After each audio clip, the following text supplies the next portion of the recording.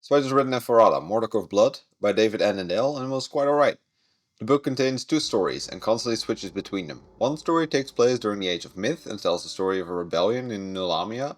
For those unfamiliar with Nulamia is a city created and ruled by Neferata. In the second story, an army of Khorne followers tries to conquer the city, and this takes place during the Age of Sigmar.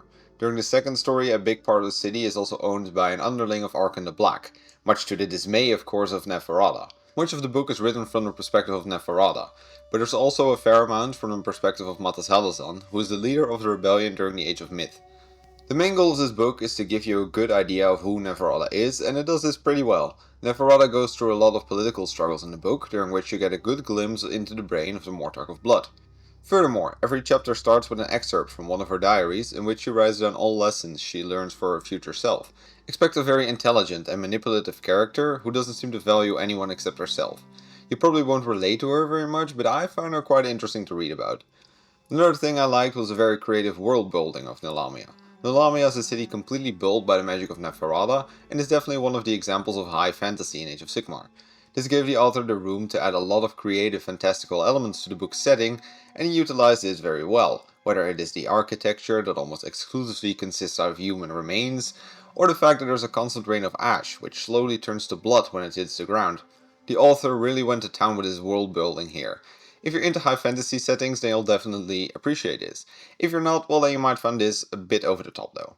Then there's the switching storylines, which is pretty stupid to be honest.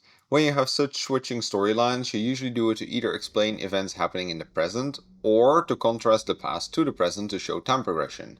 In this book, however, you could just remove one of the two stories and not much would change, to be honest. The setting feels completely the same, which is interesting to say the least, as the entire Age of Chaos happened between the first and the second story, not to mention half of the city is ruled by a minion of Arkhan the Black, so I'd say some change in the setting would at least be expected. This also made it confusing to read, as except for the characters there's no real difference between the stories. In itself this wouldn't necessarily be a problem, but the book switches between the stories almost every chapter, so sometimes I kinda just got confused and I had to go back and check what timeline I was in. Now you might be thinking, well, okay, but maybe there's a good plot reason to justify the two stories. But no, there isn't. The past story tries to explain the Deus Ex Machinas of the present story, which is an okay idea, but it explains the Deus Ex Machina moments via other Deus Ex Machina moments. I won't spoiler it, but to give an example, imagine Thanos is fighting the superheroes, and all of a sudden he pulls out the Infinity Gauntlet with all of the magic space rocks functionally attached to it again. Then in order to explain how we got this, we get a flashback where he's fighting some aliens, and suddenly he pulls out the Infinity Gauntlet with all the rocks on it. You're not making the story any less bullshit, you're just moving the problem a couple millennia to the past. Not to mention, it's a big shame the author did this, as Neferata is initially portrayed as a very intelligent character, only for the author to then make her solve all her problems via some overpowered bullshit, that even a monkey could have managed to successfully pull off. One of the highlights of this is that at some point she just casually summons a full army of ghosts and other undead beings. Like if you had this army hidden in your pocket all along, you didn't have to do any of the scheming that you did in the first place, because you would have won anyway. This also made the endings fall flat on their faces for me. I expected some moments where we could appreciate the cleverness and cunning of Neferata, but instead we got Neferata just pulling some bullshit out of her pocket. Finally, I'd say the rest of the plot is very serviceable. It acts as a stage on which the author showcases the Mortarch, which is fine, but don't expect anything very deep or very creative from the plot itself.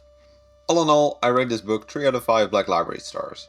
If you like Neferata, you'll probably want to read this book, as it definitely is a book that you read for the character and not necessarily for the plot.